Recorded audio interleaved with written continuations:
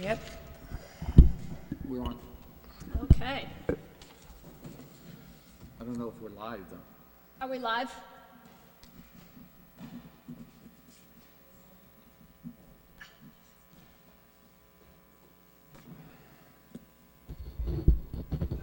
Okay. Good evening. Welcome to the Nahant Public Schools School Committee meeting for March 10th, 2020. We will begin with a salute to the flag. I pledge allegiance to the flag of the United States of America and to the republic for which it stands, one nation, under God, indivisible, with liberty and justice for all.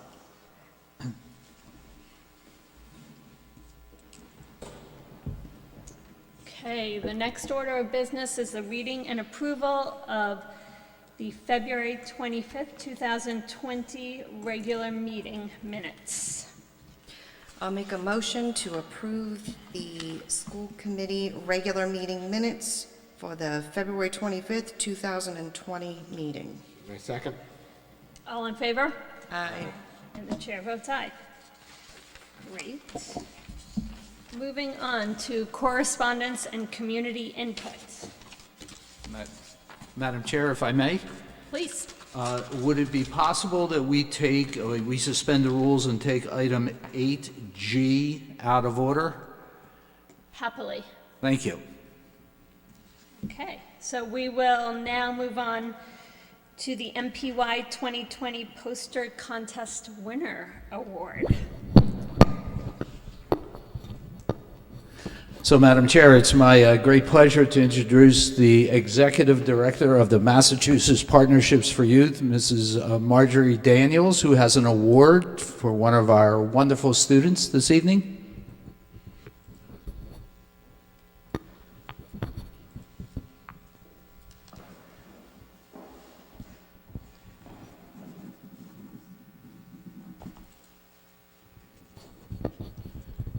Thank you very much, Superintendent Parentazzi, and thank you, members of the Nahant School Committee, for allowing me to be here this evening. I'm so thrilled to be presenting this award. It's the second time in a row that a student from Nahant has won the elementary section of our poster project. So I'm just so happy. Obviously, the Johnson School is really crushing it in our contest, and there were I believe it was 60-odd posters in the elementary division, and we have the very best, the one that the judges selected as the very best. And we had an esteemed group of school superintendents. This one was not part of it. School superintendents, police chiefs, we had 2 or 3 art teachers, we had a guidance counselor, and we also had some students from the middle school. And you were unanimously our first choice winner, so congratulations. And the theme for the contest this year was respectfully, and you see the beautiful poster that's displayed up on the stage. Respect is a gift that should be shared. And the judges agreed very much with both your message and also the artistic content of your poster. So congratulations.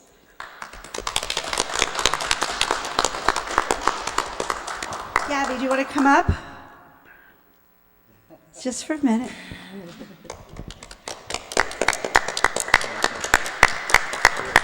And just for anyone who doesn't know, Superintendent Parentazzi is the president of the Massachusetts Partnerships for Youth Board of Directors, and that's one of the reasons I made a point of saying that he was not one of the judges. It's been a little bit of a joke that he's the president and someone from his school has won now 2 years straight, but certainly out of your own ability. So we have a certificate for you. Would you mind holding the mic? Thank you.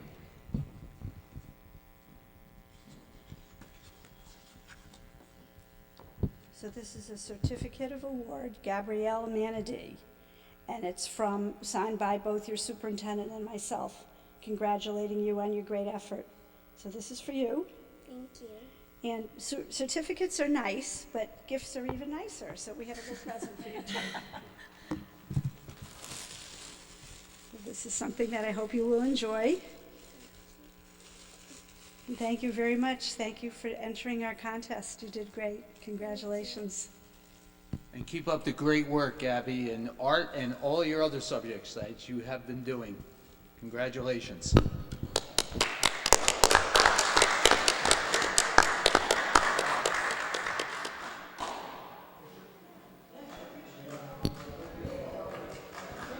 yeah, nice idea. Yeah? Or maybe right here, if we move the chair out of the way, you can have it kind of in the background with them standing around it so they can see it.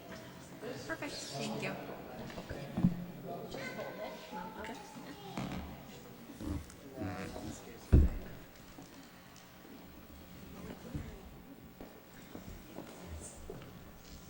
And with the school committee next? Want to sit there? Okay. And the next one. I love the message of this poster.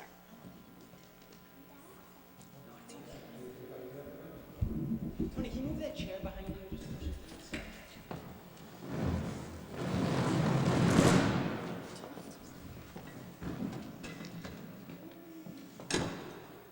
One, two, three, click.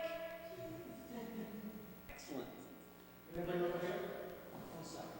1, 2, 3. I'll take another one after each other. 1, 2,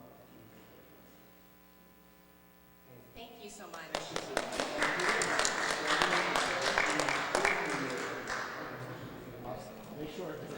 You don't have to move.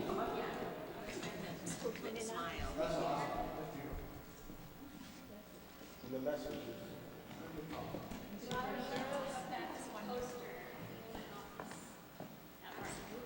Well, perhaps we can Make me a poster? get the Massachusetts Partnerships for Youth to make a few of these big posters.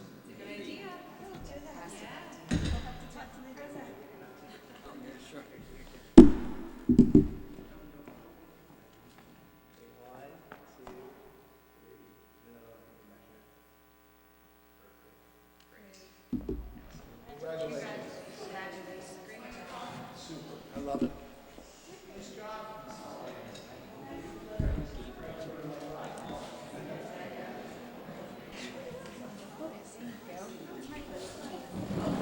Things that I get to do. I love this. It is great. Sorry, Lauren, I think I was rolling over your back. That's fine.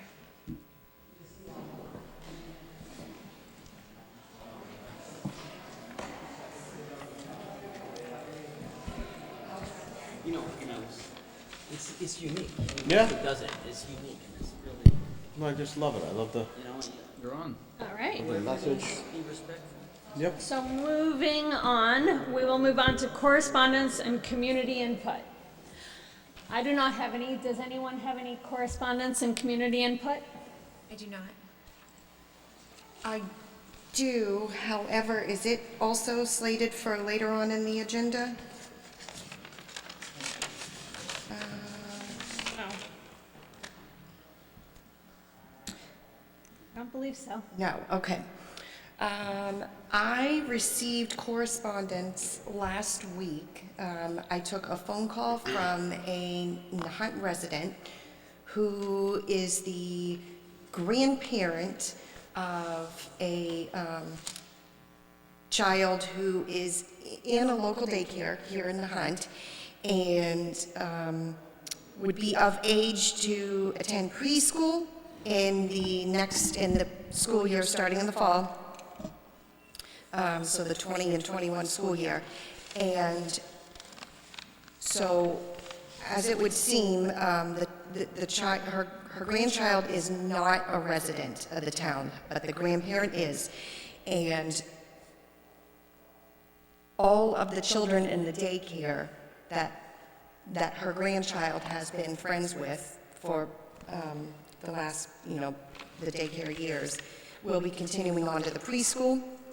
And so she had reached out to ask to the school committee and to the district whether there was any possibility of allowing her grandchild to register for the Johnson Integrated Preschool. So I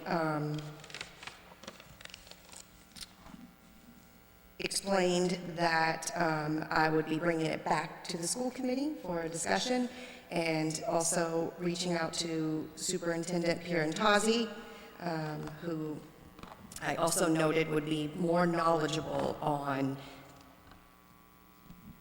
if we were to entertain such a request, if that was at all possible, how that would look, whether there would be some sort of a complete restructure in the way our preschool works, because it is part of the district, our school system. It's not, it is, to clarify, it is not like Periwinkle, which was a private preschool, the previous preschool, and also that we would have to take a look at whether there would be some sort of a discrimination against, if we opened it up to one student who's a non-resident, would we have to open it to all students who are non-residents? And again, I listened and agreed to, of course, pass that information and that request along to the group. So here it is. Thank you. I can just say that I knew you had mentioned this to me, that one thing I knew was happening with this request, so I went on the website to see what we put out there publicly. And it looks like when Mr. Andrews sent out things to 3-year-olds this year, you specifically asked for residence paperwork. Although we don't specifically state it's a requirement. I think it's an implied requirement. Would that be correct? Madam Chair, through you, yes, that is right.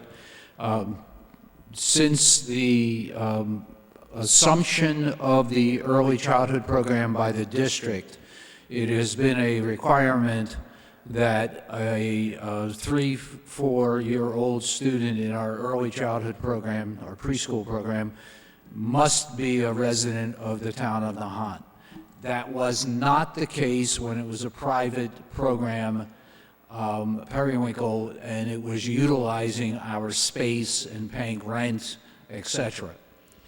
So I did 2 things in preparation for this meeting. After Mrs. Ballantyne was so kind to give me the message from the grandparent who is a longtime Nahant resident and whose children, the parents of this child, both were educated in Nahant. The conditions for this, in my mind, must be very clear. I contacted our special education experts. They told me that we could absorb non-resident students in our early childhood program without exposing our costs to special education services, because the community of residents would be responsible for all costs if special education services were required. So that was one concern I had.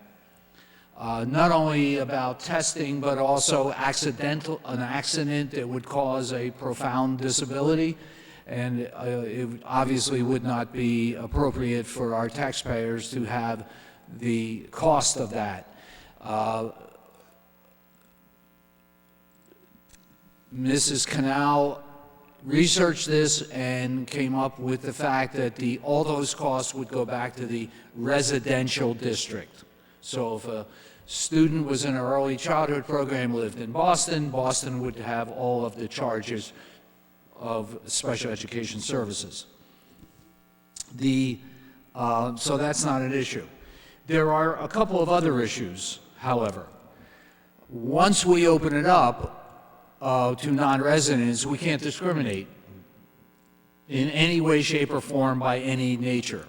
So I have asked the Department of Elementary and Secondary Education several questions, which, Madam Chair, with your permission, I'd like to read to the members of the committee.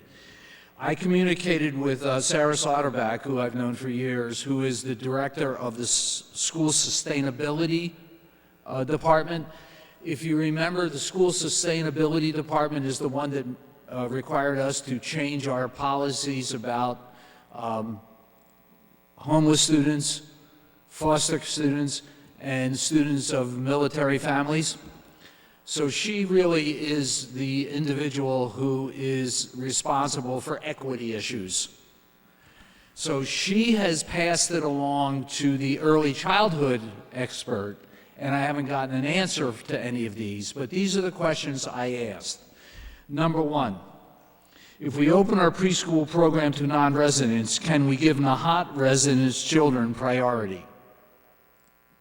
In other words, can we prioritize the placement of our own residents' children? I don't know that. Can we charge non-resident children more tuition than we charge resident children? For example, what the University of Massachusetts does. If you live in Massachusetts, you pay tuition X. If you live in New Hampshire, you pay tuition X plus. Don't know if that's permissible. Can we limit the number of non-resident children to open seats after all Nahant children are accommodated? So as an example, in the preschool program, parents very early in the process want to know if there are slots for them.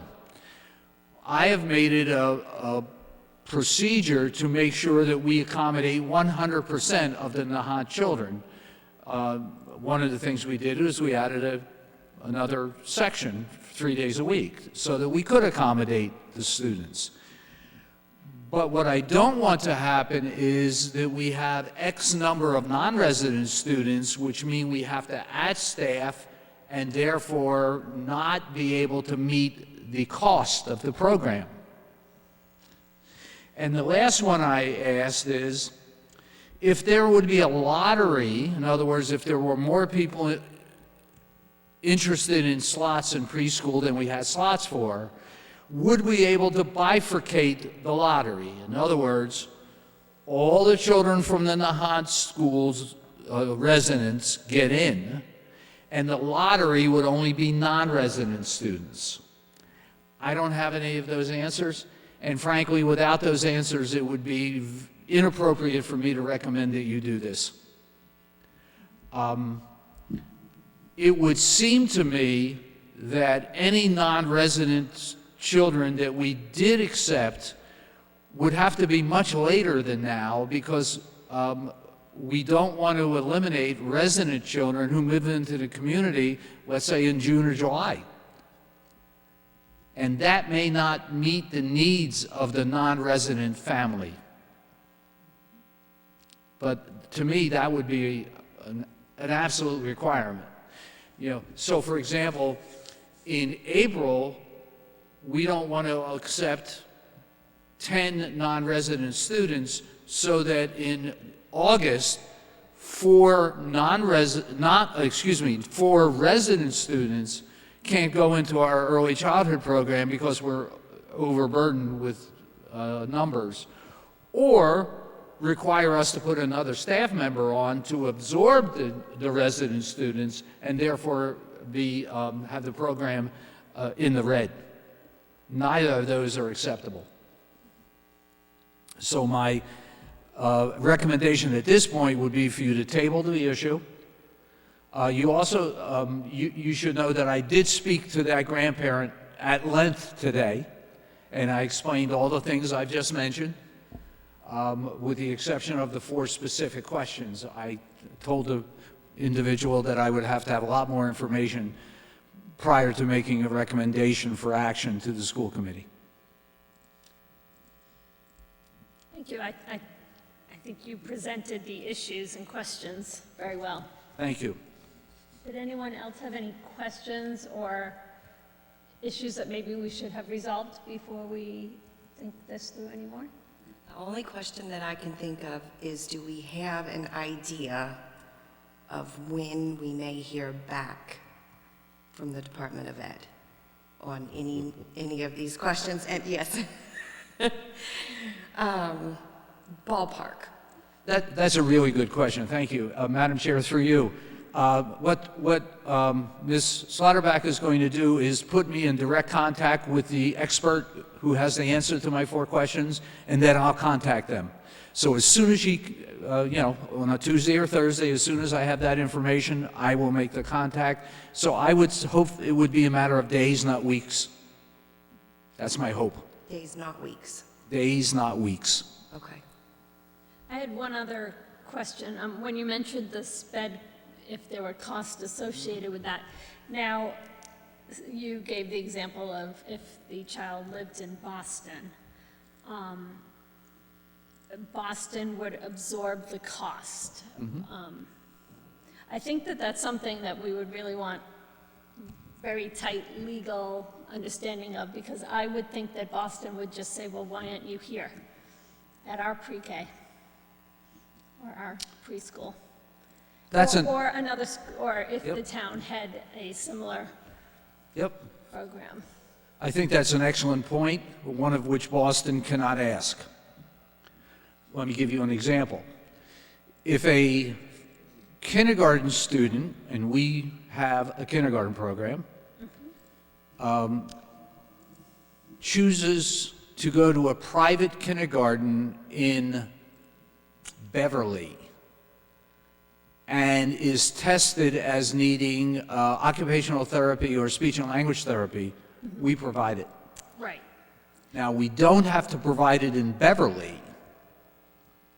We can provide it in our building, but we are obligated to provide it, even though it's a private school. So the same guidelines would hold for our early childhood program, because technically it's not a public school program, because it's not within the parameters of the legal requirement of a public school between the ages of 6 and graduation. Got it. So it is, in technicality, a private program run by a school district. Or, yeah, we don't have to go there. I'm trying to conceptualize it in my mind. In terms of the question you asked, yes, technically it's a public school running a non-required program. Okay. But in terms of special education, you're right. Okay? Just one other question, which I think would not be the basis for a decision right now, but out of curiosity, because it's relevant, do we know what enrollment is going to look like in the next year? Or is it too early? I know it's too early to have firm numbers, of course, but do we have any idea? I can answer that in terms of, we know it's going to be high. Okay. We know it's going to be a larger program than this year and previous years. The pool was 38 students. We don't know at this point what the parents' choice is for 5 days a week, 3 days a week, or 2 days a week, which is critical in terms of sections. But we can cap that. And we could cap that with residential. That's why that question I asked, can we control the non-resident students, is so important. What we can't do, though, is open it up to non-resident students and not follow guidelines of equity and fairness. For example, we could not say we're going to allow students from community A, B, and C in, and not community from D, E, and F. Or we could not say we're going to let community students in from community A, B, and C, but they cannot be special education students. We could not say either of those things.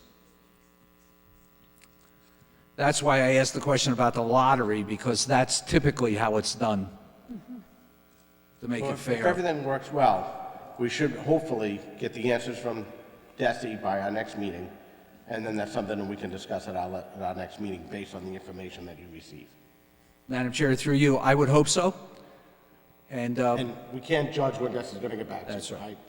Believe me. I assure you that as soon as I have an answer, I will follow up and I will get it to this table ASAP.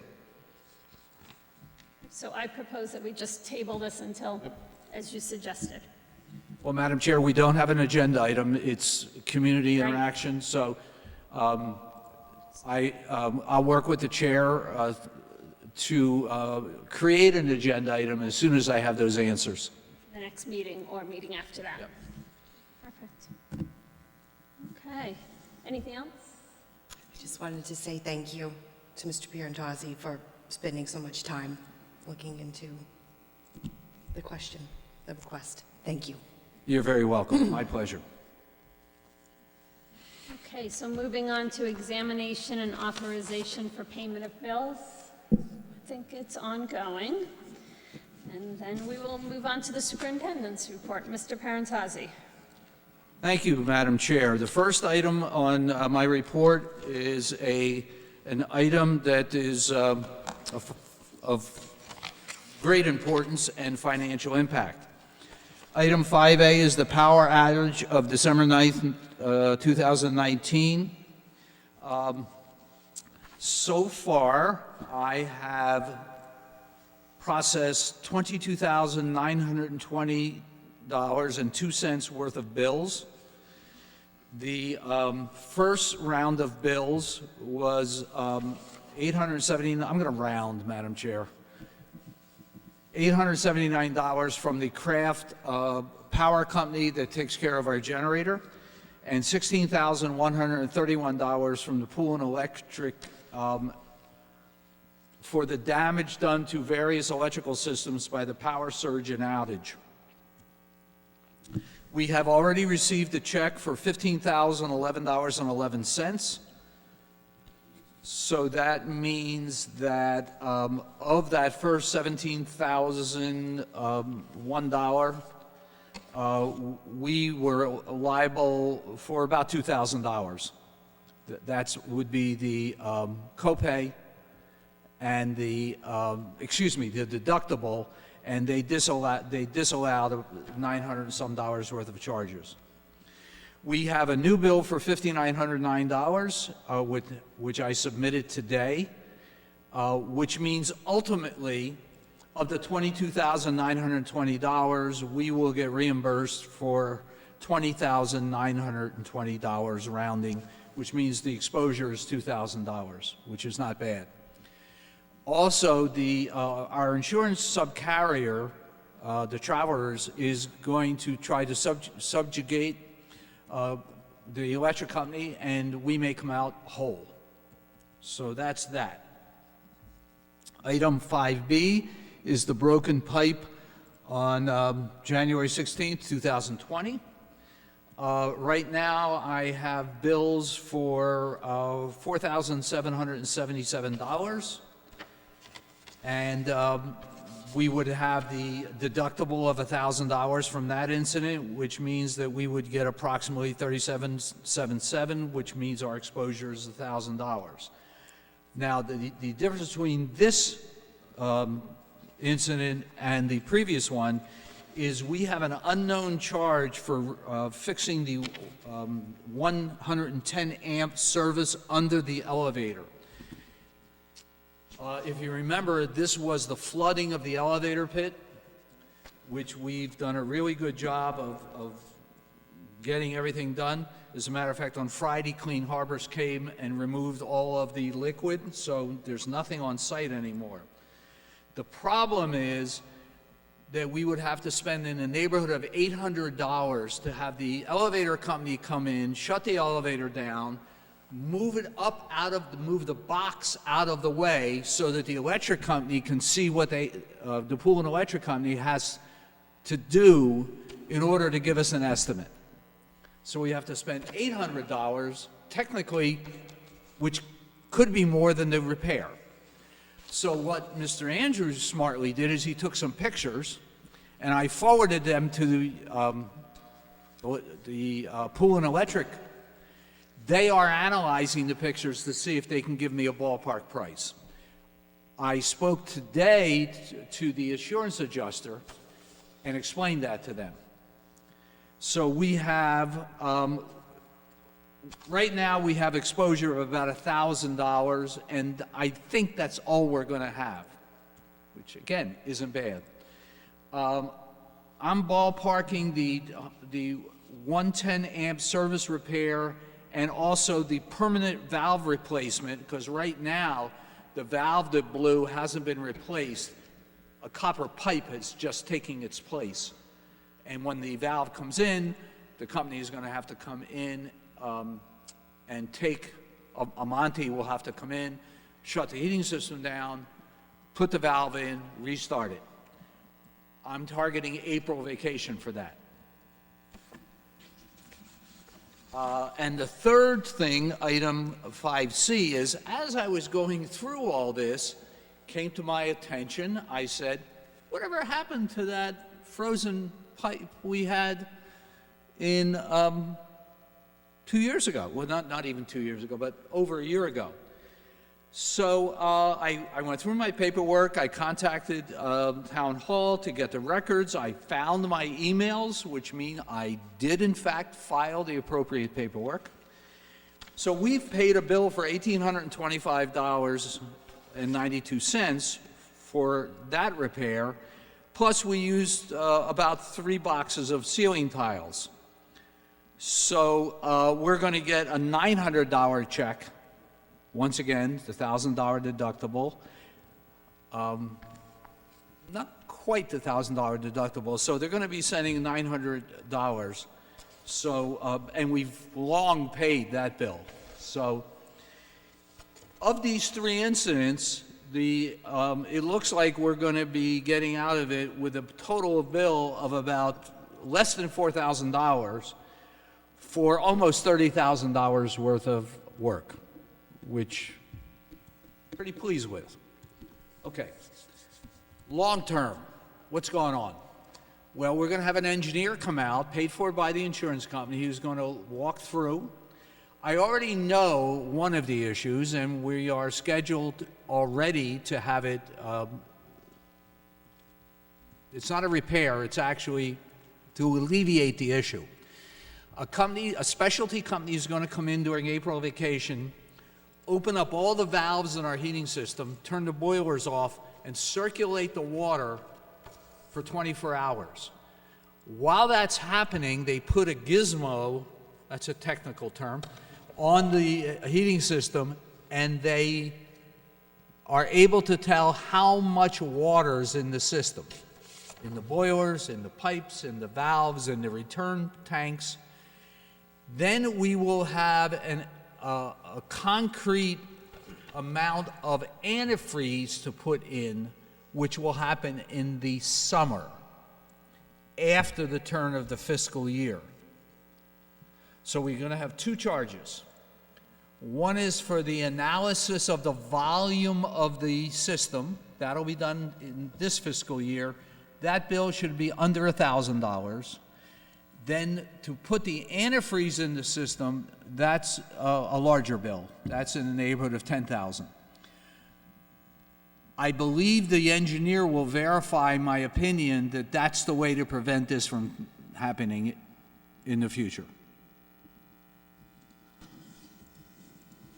Okay. Just one note for the minutes, Lauren. On here on the broken pipe, it says 11620. It was 21620, correct? Pardon me? On number B, it was, the broken pipe was 21620. Right. Day after school vacation, February vacation, right? Yeah. That's correct. That's correct. I'm not sure if that's the correct date, but it wasn't 116. That's correct. It was this. Definitely wrong. 216 was a Saturday. It was the 16th. Sunday. It was a Sunday, the 16th of February. 16th would have been a Sunday. Or was it? It was, You would know. You were there. was there. I thought it was 16th the 16th was a Sunday. 16th was a Sunday, not Saturday. Okay. Yeah, Okay. Okay. It was the start of break, so that's right, yep. I remember you. It was the I've been beginning. putting 116 on all my correspondence. The good news is I actually have a number, a very large number. I apologize for that. Big deal. 216. Got it. Thank you. The largest charge from that is actually the Clean Harbors removing the polluted liquid from the heating system. I can give you a breakdown, Madam Chair, if you want. We don't have a choice, you have to. Yeah, we had to do it. You know, there was overtime for DPW, overtime for our custodians, the Embry Elevator Company that had to move the elevator thing out of the way. Those aren't variable costs. Yeah. No, yeah. I mean, The I total, think you- including the ceiling tiles, was $47.77. So they are variable costs. Okay? Thank you. All right. So 5D, Madam Chair, this is kind of a conceptual item from me. Obviously, everyone has heard that, by this time, that the governor has declared a state of emergency due to the COVID-19 virus. So one thing that's buzzing around in the state is, well, what happens if schools get shut down? Can we not go to school? Can we do long-distance learning? Can we do electronic learning? So I put the most recent memo from the governor in your packet, which basically says the following. School districts are required by law to schedule 185 days, and until school districts use up 185 days, they cannot use long-distance learning. Either school days that are lost after June 1st, or school days that are lost in excess of 185, districts don't have to make them up. That, by the way, came out at 4:05 today, which is why you don't have it in front of you. Packets were already made.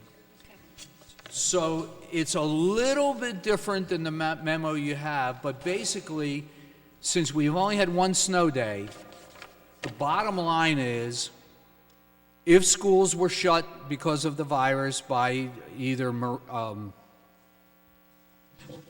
decree or by choice, we would have to make up at this point 4 days, and then after that, we wouldn't have to make them up. That's the way it's sitting now. Okay?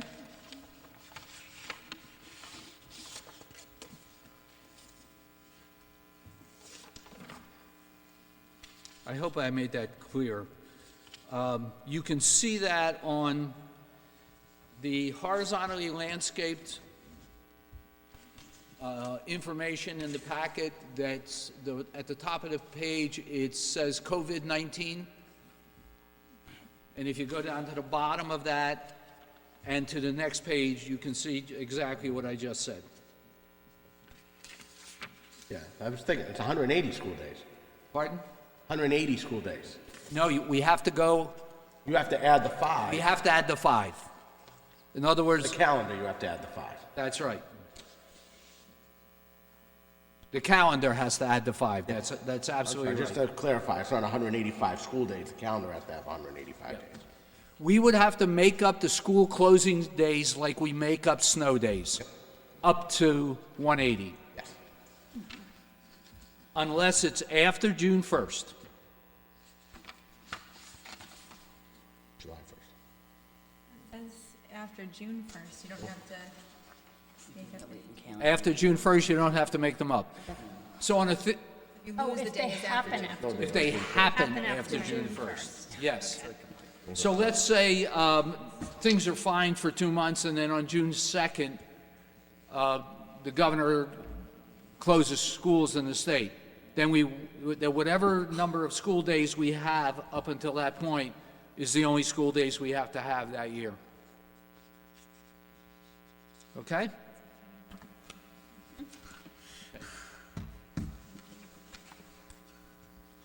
And the last item is an update on the COVID-19. Obviously, the most important thing is the governor today at approximately 3:12 p.m. declared a state of emergency.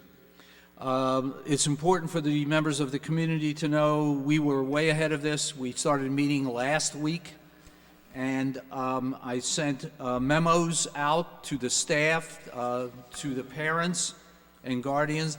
I shared it with the department heads of various departments, that we are taking pretty extraordinary precautions. In addition, tomorrow, every student will be taught a washing and hygiene recap. We've already done it, but we're going to do it again. And you should know that attendance for the last 2 weeks in our school has been phenomenal. We do have a bit of a virus around. At this point, we don't believe anyone has the COVID-19. No one has been tested positive. As of noon today, there's only, there weren't very many confirmed cases in the state. That grew between noon today and 3 p.m. So effective immediately, staff and visitors to the Johnson School will, before they come into the building, will participate in a survey. In your packet, you have the question that the survey asked them. The question is, to your knowledge, have you been in contact with anyone who has COVID-19 or is in quarantine because of possible COVID-19 exposure, or have you traveled since February 24th, 2020? Now, that's a broad travel question. The reason it's that way is so that person, if they answer yes, before they come into the building, they will have a conversation with our nurse. There are hotspots in the United States, and we want to know, so rather than listing a very long list, which could change every day, we want that person to have a conversation with the nurse. Yes, I was in Seattle last week. That's a different answer than, yes, I was in Albuquerque, New Mexico. So that's what we want to know. Visitors would include volunteers, parents, guardians, and advocates that go to IEP meetings. Frankly, I required the postman to answer the question today. Now, I'm not going to require the postman to answer the question every day, but I did tell him that, you know, if it changes, if you feel sick or if you travel, we want to know it. And he was very cooperative. So that's important.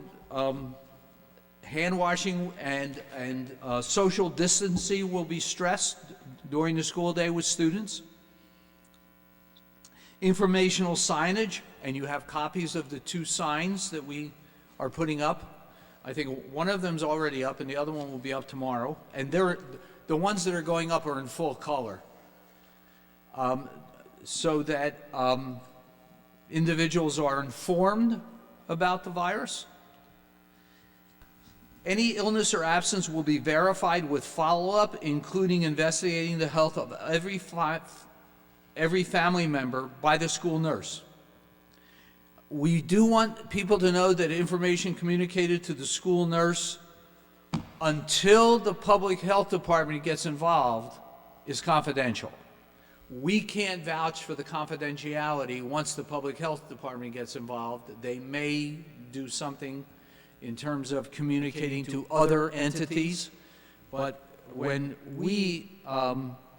only we know, it will be confidential.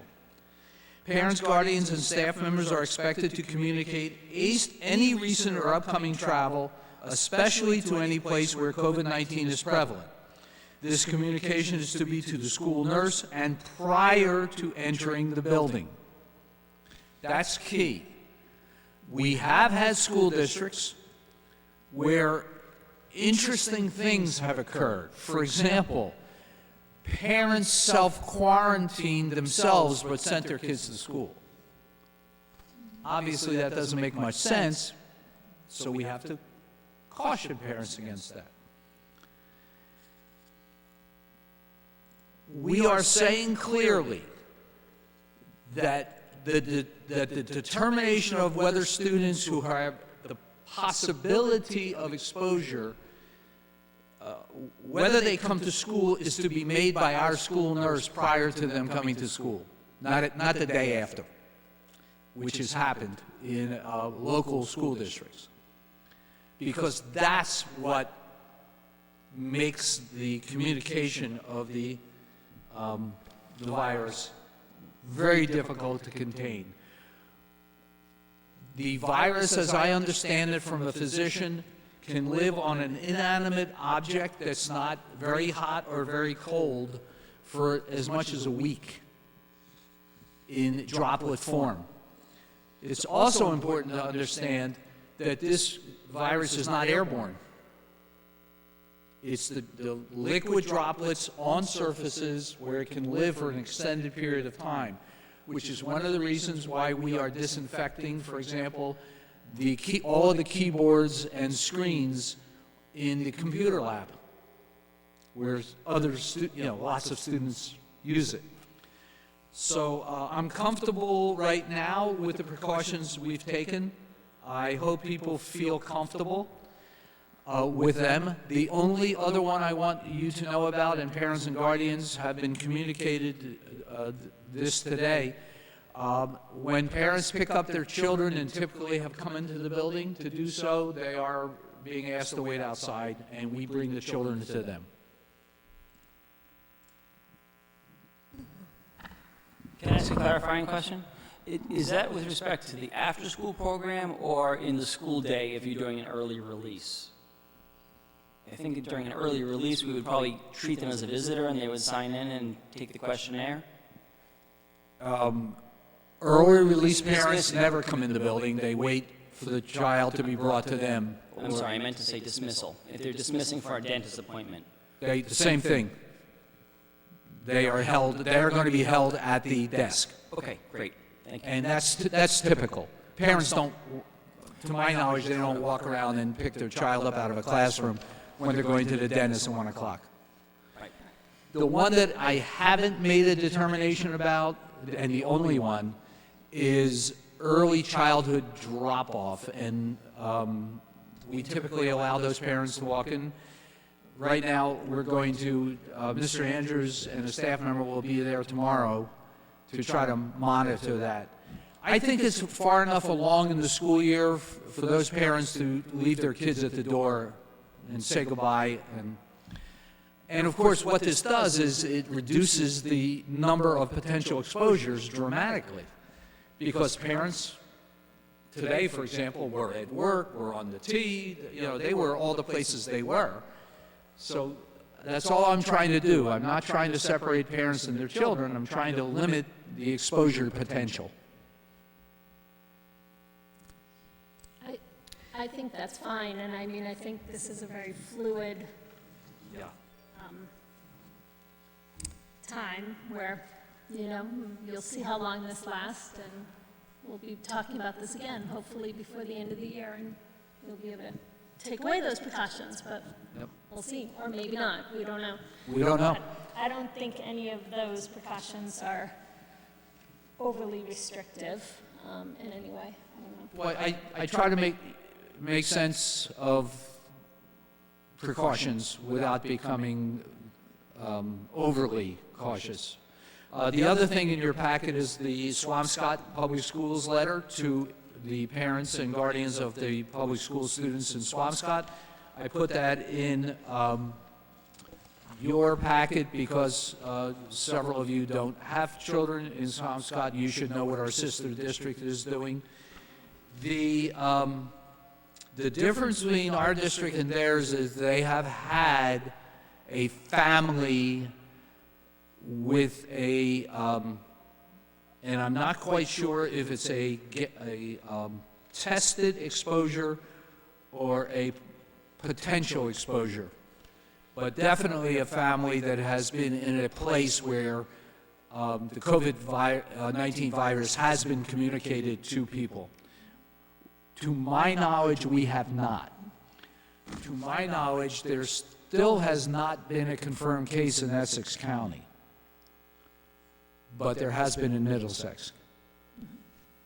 This is what I was about to bring up. I figured you would touch on the letter from Swampscott. There was information, some of the students came home yesterday, speaking of, not sure if this is accurate or not, but a family that had, maybe it was self-imposed quarantine. That's right. Themselves after a trip abroad. And the student is a high school student, I believe, so there was talk of it in the middle school. So the middle school, I have a child in the middle school, so there was talk that this was a possibility. So I guess if it were to come about that they would have a school closing, I guess it could be a situation if Swampscott closed for days, we could still operate. And what do we have an idea of what we would do if that were to happen? How we would communicate to the Nahant families. I mean, I realize that ultimately it's the Swampscott. It's Superintendent Angelakis' call if it comes to that, but it still involves us since we have students that go over.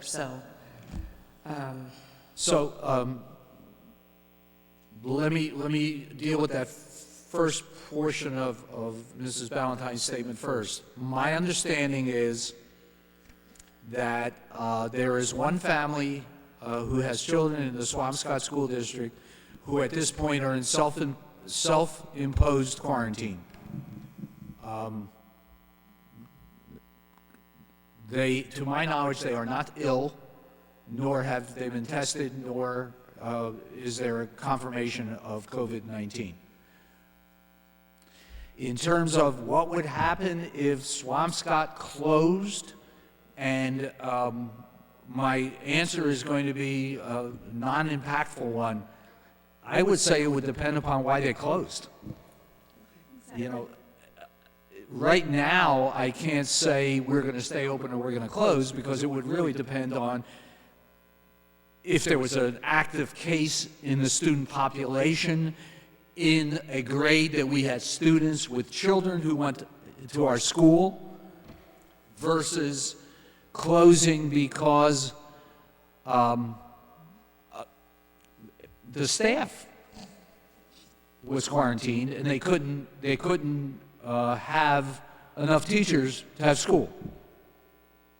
That would be a very different thing, because to me, none of our kids would have exposure to a Swampscott teacher. So, you know, I believe the chair used the word fluid perfectly. I've heard that word a lot. Yeah. But we will use our best judgment, and we will take all precaution, because health, safety, and the care of our students, our staff, are paramount. It's the most important thing. And I have one more question, if I may. Do we know if Healy Bus Company is taking some extra precautions for, you know, wiping down the buses, or ensuring that Madam Chair, taking extra steps in the time where the schools were taking extra steps to wipe down surfaces and electronics, but the buses, you know, if we had an issue, if it came about, you know, if they're part of following that protocol as well. Madam Chair, I'm going to give a short answer to that. No, I do not know, but my assumption is that they are, because everybody else is. But we will follow up tomorrow with an email or a phone call, and we'll have that answer to the members of the school committee tomorrow. Thank you. And I bet if they aren't, they will thank us greatly. And if they're not, they're going to be told to do so, but my guess is they are. Thank you. I think it's important, at the most recent health and wellness meeting, we had talked about the fact that the students in the various grades are routinely prompted to clean their hands prior to snack and prior to lunch. Yep. And so I think it's important for all parents and guardians at home to be aware that that is indeed encouraged with either hand sanitizer or washing, as is available to the student population. And that's routine anyway. That's correct. That's routine anyway, and the nurse has gone through the classrooms to make sure, okay, this classroom has this sink they can use. Teachers are expected and are providing time for the hand washing. I know it's difficult, you know, it's hard to make happen with a large number of individuals, It's probably quite disruptive, but it's appreciated, it's important. It is important. And we do have antiseptic wipes in every room, not just classroom. I have them in my office. Great. And we have enough now, and we have a $1,200 back order. All right then, we're okay. Thank you. So we're trying to stay ahead of it. What I have done is I've informed the custodians, if our supply starts to dwindle with disinfectant, that they should consider in areas that are typically not touched, for example, the floors, to stop using the disinfectant liquid and start using a 10% bleach solution, for example, the bathroom floors, to try to save the disinfectant for the tabletops, for example. Right now, we're not in that situation, but we've already had that conversation. Great. And the bright side of this, which I know it's hard to see a bright side in a stressful situation, but I mean, these are precautions that during flu season are smart to take anyway. You know, this is a virus. It's a virus just not just like flu, but similar to influenza in some ways. And both can be really dangerous, and it's important for us to be following proper precautions regardless. So I think it's just a good thing to get into a good habits and not panic, but be vigilant, because that's important for all of our health all the time.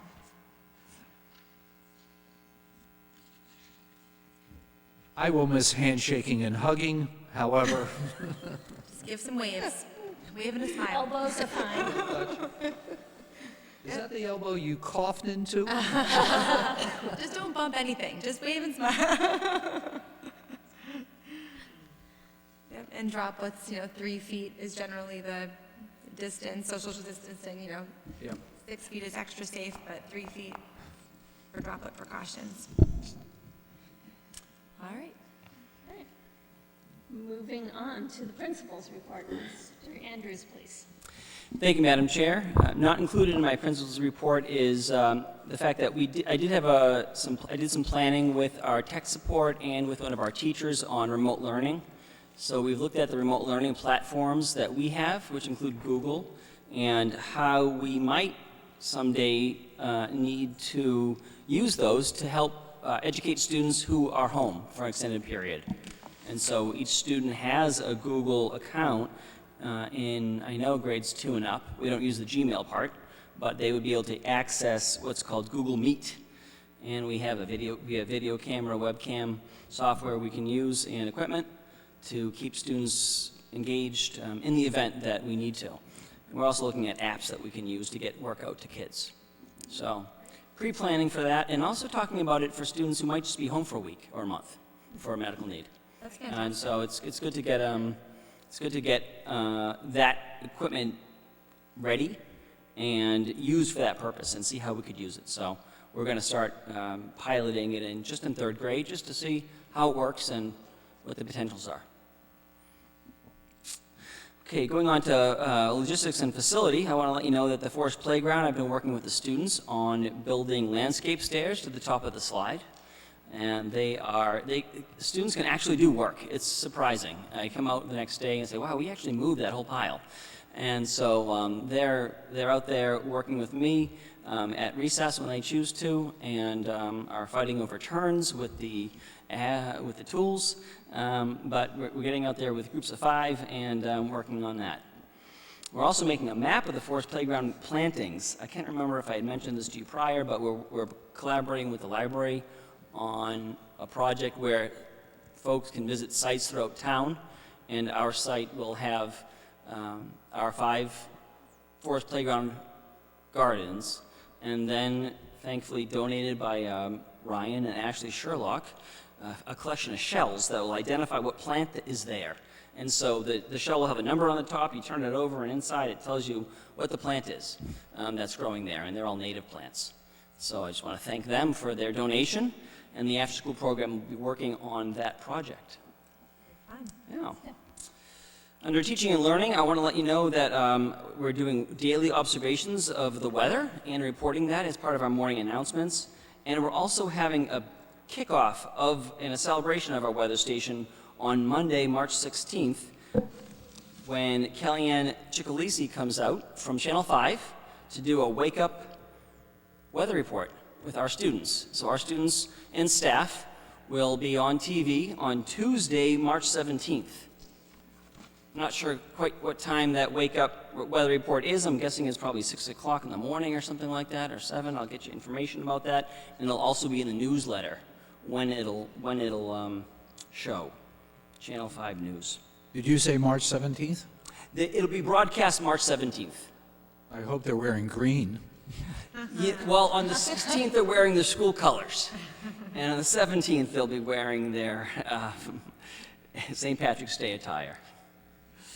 Read Across America was a great success. I want to thank Heidi Fiore, my colleagues in town who attended and read. We had many directors come out to it. And we also had Lauren Baker come out and read to the 5th graders and share her work as an advocate for education and also the spouse of Governor Charlie Baker. In the area of instructional leadership, I wanted to let you know that I'm focusing on engagement strategies. We're continuing to find students having a hard time attending to class, probably due to the competitive nature of their attention these days with the other things that they have to engage them in terms of electronics and things like that. And so we're looking at novel ways that we can engage students and break lessons down into smaller activities where all students are taking part in those activities at once, and revisiting some of the centers work that we did when we had some training on mathematics centers. So coming back to that and working with teachers, and also I'm going to give my hand at a few lessons and trying out the engagement strategies myself with the students, and then I'll discuss with my colleagues how they worked and if they thought they were effective and maybe what I could do better. So I'm going to step in the role there and give it a shot. We're also looking at higher order thinking skills. And then in the area of professional development, on March 19th, we have our professional development on positive behavior, intervention, and supports. And Dr. Kathy Quill will be returning. She came for a full-day training where she did about a 2-hour program with us. And we are working to get consistency across classrooms with respect to language and incentives for students to meet our expectations. And so we're understanding that by having consistent behavioral expectations and responses to them in all areas of the building, we will be more successful with all students. And also focusing on that positive side of things, noticing when students are doing the right thing. We have point systems for some students that need extra positive support, and so those systems are taking place throughout the school. We're also pairing up students with a faculty member who will serve as or staff member who will serve as a coach, so a check-in person.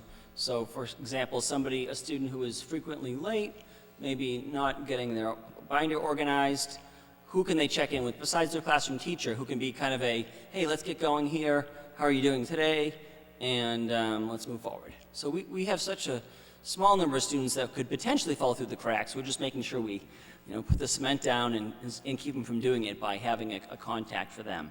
Right now we have a couple of students who are actually on these check-in plans, and they're going great. Making a connection with the student can have such a positive impact on their learning and day that we really want to stress that when it's needed. And then on the bottom of the sheet there, I have the upcoming events for you. As I mentioned, March 16th, Wake Up with Kellyanne Chicalisi, and on March 19th, it's an early release. So as always with early release days when we have professional development, after school session will begin at 11:30. So after school students will bring a lunch that day. I will be sending out an email to remind parents about that.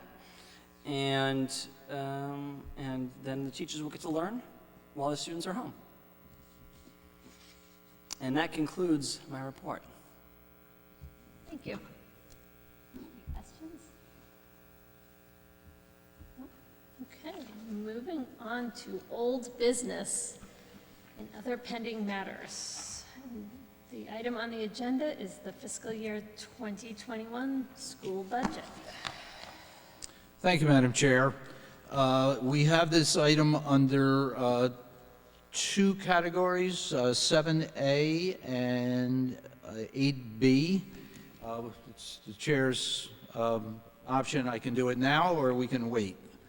What has happened is, in your packet, you will find the actual document from the Town of Nahant's budget book, and then the 5th page, you will see highlighted a new number for the Essex North Shore Agricultural and Technical School assessment for the town, and it has gone up.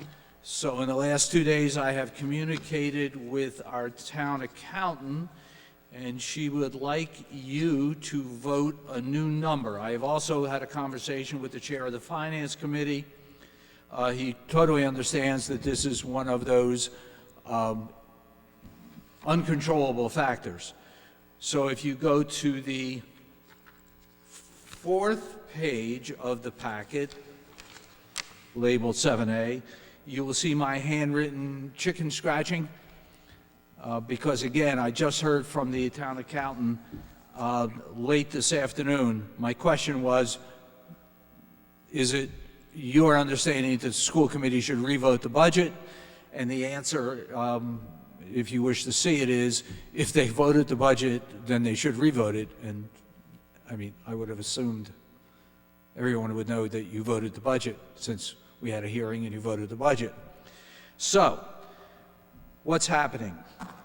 The number of students went up from 9 to 11. This is probably a one-year temporary rise because there's, I think, 3 or 4 seniors. And then the actual cost per pupil of our students at Essex only went up a little over 1%. But I increased the budget about $18,000, and now it has to go up $18,129 more. And so it looks like the budget's going up more, but clearly the Essex budget's going up 23%, and the rest of the budget's going up much less. So the new number, as you can see, I put in the town administration budget column because that's accurate. I was told by the town accountant to change the budget. It's not our budget that's going up.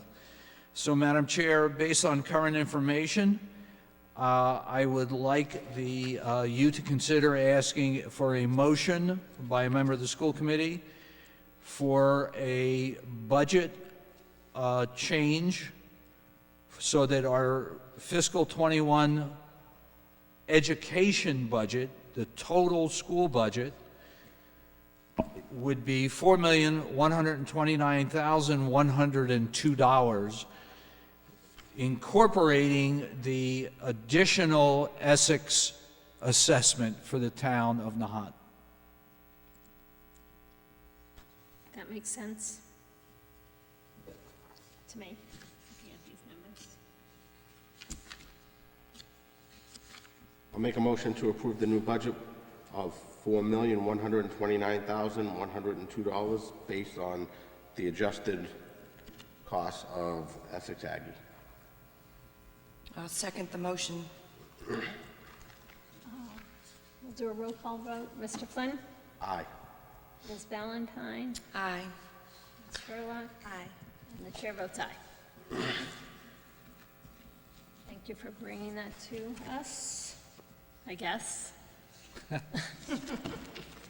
Well, when it's an assessment for a legally required, it's kind of like our Swampscott number.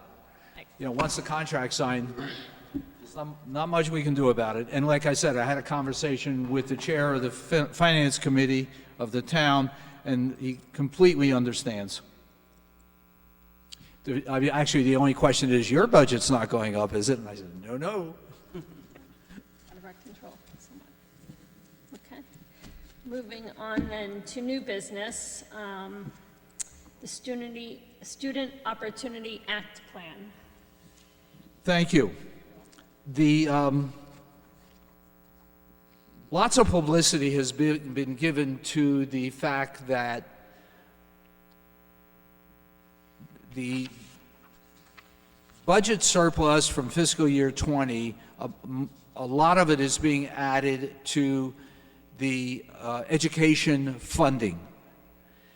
And that's true. However, 38 school districts are getting almost 90% of the addition. There's a complex formula that's being used, and it has to do with a variety of items. Some of them are socioeconomic. Some of them are the types of students, for example, if you have English language learners. And some of the factor is the amount of money that the town or city is providing for education. So all school districts are getting a minimum of a 1% raise. We got a 2% increase, which is $30 per student or $7,920. Commensurate with that increase, I have to upload a plan. Our plan is real simple. We are going to provide a research-based early literacy programs in pre-kindergarten and kindergarten to teach pre-literacy and pre-mathematics and pre-reading skills to ensure that students are ready for first grade so that skills and knowledge gaps are reduced. So, if I may use my hands, which comes very easy to me, when students enter first grade now, there may be a skills gap. So what we're going to use the money to do in our early childhood program, pre-K and K, is raise the bottom so that the gap is smaller. We are not going to lower the high-performing students to reduce the gap. So that's one thing we're going to do. We're going to increase personnel and services to support holistic student needs with a focus on students with IEPs and low-income students. That is one of our charges, to reduce the gap. By the way, the law requires the gap to be closed. That's what the money is intended to do. Emphasis will be on inclusion and co-teaching. So we'll be doing professional development, and we'll be doing professional dialogues and conversations about what's successful. You know, we will use faculty meetings, which will be cost free, but we will also continue our professional development, which has a cost. And we will spend it on community partnerships for in-school enrichment and wraparound services. All of those are on the list of department recommended activities to close the gap. So how will we know the gap is closed? And that's on the next page. We're going to use MCAS scores and our local report card comments and assessments. I have already spoken to the president of the Parent Teachers Organization and their executive board. They support this plan. I have already spoken with our president of our NTA, and they support the plan. She supports the plan, excuse me. And I have spoken to the CPAC chair, the Special Education PAC representative from our community and school, and she supports the chair. And I've already spoken to our principal, obviously, and he supports. We don't have a lot of wiggle room. Our obligation with this money is to close the achievement gap. We don't have ELL learners. We don't have a large immigrant population who is underperforming. So, I mean, we're really relegated to using it. The most universal use of money is to beef up our preschool and kindergarten curriculums, and we've been wanting to do that anyway. So it's really a good use of the funds.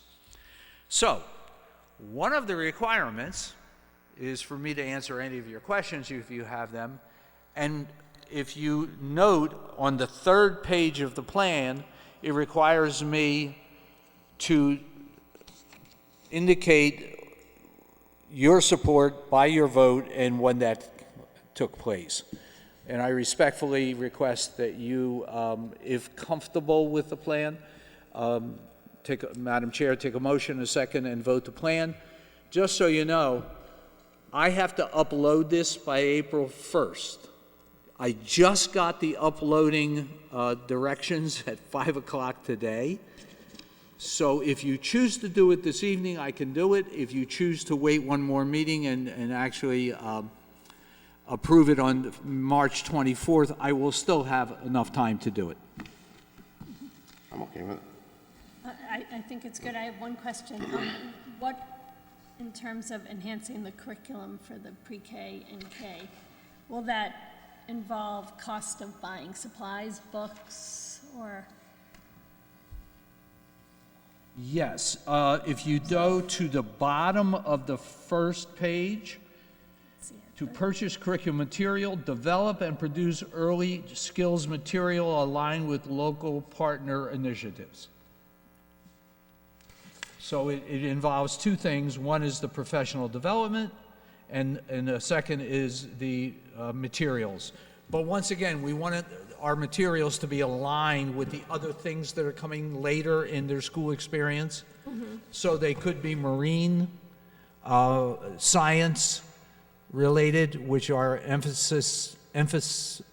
which we emphasize, and it could be other things that are yet to be developed. I'll make a motion to accept the Student Opportunity Act plan as created by the Johnson School Administration. And I'll second the motion. All in favor? Aye. Aye. Aye. Chair votes aye. Perfect, so you, Mr. Parentesi, can get that done and not worry, because we don't know what will come the end of the month. Madam Chair, one clarification. That was Mrs. Ballantyne who seconded it. Did I hear that right? Okay. Thank you. May I ask for you to repeat the total dollar amount that we are receiving? I know it's a 2% increase equaling $30 per pupil. For 7,920. 20. Thank you. It may be 80. Let me look it up. I'll put approximately, and we will be okay. That's a small margin. Thank you. I know it's $30 per pupil. Thank you. Interestingly, our neighbor, the city of Lynn, is getting more money than any school district in the state, Good for them. both by pupil, which I believe is almost $1,700 a pupil, and by total, I believe it's $20 million. Equally interesting is the fact that Boston is getting $1.8 million. They're getting the same thing we're getting, $30 per pupil. That shows you the formalization of money spent versus the need to spend. If you know anything about Boston, Boston spends an enormous amount of money on busing. And my guess is that the department frowns upon that. Well, we're happy for what we receive and Yeah. happy for Lynn for their enrichments. Just to put it in perspective, however, last year we got $25 per student, and we didn't have to do anything. Well, thank you for your work. Yeah. We didn't expect much. No, we did not. No surprises. Okay, so we've covered B, the fiscal year 2021 budget, so moving on to the wall that heals. Yes, Madam Chair, I just wanted to make sure the school committee members were aware that the Nahant American Legion Post 215 is hosting the Replica Vietnam Wall. There are about 30 some odd, I think it's 32 to be exact, cities, towns in the United States of America who are hosting the wall, and Nahant is one of them. It will occur on July 28th to August 2nd. And it will be an enormous undertaking by the community. The estimate is that the number of people that will come to visit the replica wall is in the tens of thousands. And as soon as more information is known, I think, Mr. Andrews, you just got a memo which we can analyze and share a bit more information. I would like to share, Madam Chair, if I may, that we have a liaison with the committee, which is Esther Johnson. And so I met with her. She's attending the meetings. I met with her, and we scheduled a day for folks to come to our school, for veterans to come to our school to educate a bit about Vietnam, and then have veterans visit classes individually to take questions, so that we can do it in a developmentally appropriate way and on a scale that's correct. So on June 4th, we'll have a presentation for the whole school about this event, because it's going to be right down in the lowlands. It'll be a big deal in town, and so we want the students to know what it is. And again, in a developmentally appropriate way, we'll talk about conflict and how conflicts can escalate, and what happens when people pull other people into conflicts. And these are all topics I think the students can relate to. It is wonderful. I attended a event at the Village Church last week, and there was a veteran that got up to speak about the moving wall, and I know that they are in need of volunteers to make this happen. And so I spoke with him for a few minutes about sharing that this evening. And I noticed that since then that there is a sign-up genius. I can link it on a newsletter if you'd like. That would be Why wonderful. don't you go ahead and just send that to me, and I'll put it in the newsletter. It's on Facebook, on the Nahant residence page, so I will do that to you. I will send it to you. I'll try to copy the link and send it. Will that work? Perfect. And, yes, because I know that for the entire time, they're going to need many, many volunteers, was the way that it was explained. Sure. Makes sense with 10,000 people. Yes.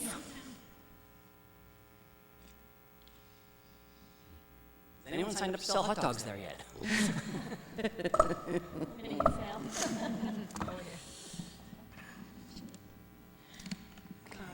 All right, so moving on to D, the new policy JBB, educational equity. This is the second reading.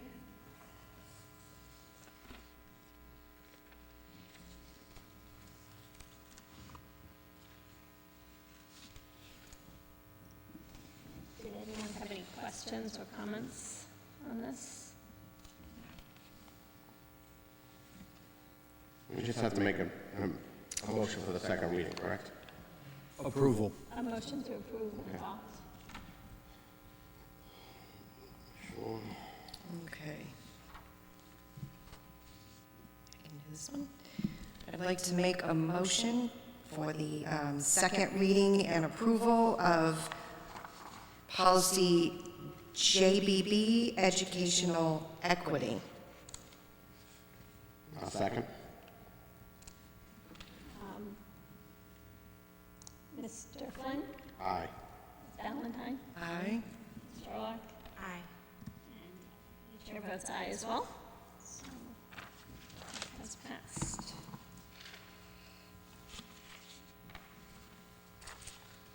And Madam Chair, just a point of clarification about the next one. Even though there's almost no similarity between the recommended one by MASC and our current one, we do have a current policy, so technically this would be amended. And I have enclosed a draft sign-up sheet for your consideration, which, if you want, I can attach to the policy, or if you don't want that, I don't have to. That would be, let's say, that would be file BEDH-F to indicate form. But I've tried to make it very simple for you. I've taken the language from the policy, put it on the form, had someone's name, their address, because they must be a resident of the community, unless you suspend the rules, which you have the authority to do. And then, of course, contact information, email or phone number in case there's a follow-up necessary to make it easy.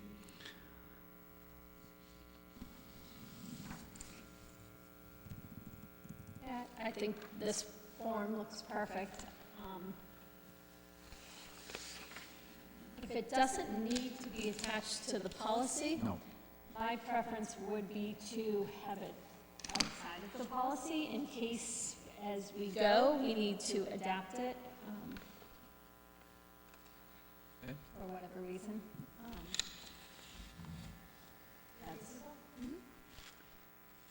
That way, we wouldn't have to adopt the whole That's right. new policy. Then it becomes an administrative policy that can be changed at will, Meaning the sign-up sheet. the sign-up sheet. To it. So don't even mention it in relationship to the policy, we just have it here. It's how we're, a way to implement the policy. That's right. Okay. I will make a motion to approve policy BEDH, public comment at school committee meetings. I'll second. Madam Chair, if I may, could I recommend that Mrs. Ballantyne and Mr. Flynn consider using the word amend? Yes, As amended. please do. Okay, I'd like to make a motion to approve policy BEDH, public comment at school committee meetings as amended, second reading and approval. I'll second. Mr. Flynn? Aye. Ms. Valentine? Aye. Ms. Sherlock? Aye. Chair votes aye. Great, thank you. All right, next thing on the agenda is the superintendent's evaluation timeline. And that we have here.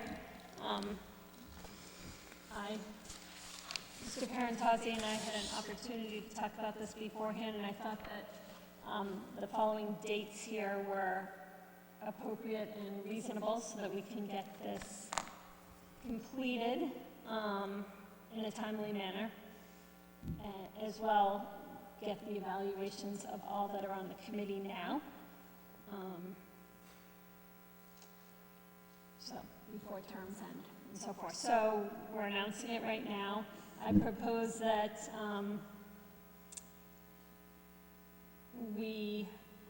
everybody prior to April 1st will receive the form from the form that we need to fill out to evaluate Mr. Parentozzi. He will also have done his self-evaluation by that point. And then by April 10th, we will submit these forms to the administrative assistant for compiling, and then I will receive a summary compilation of them by April 20th.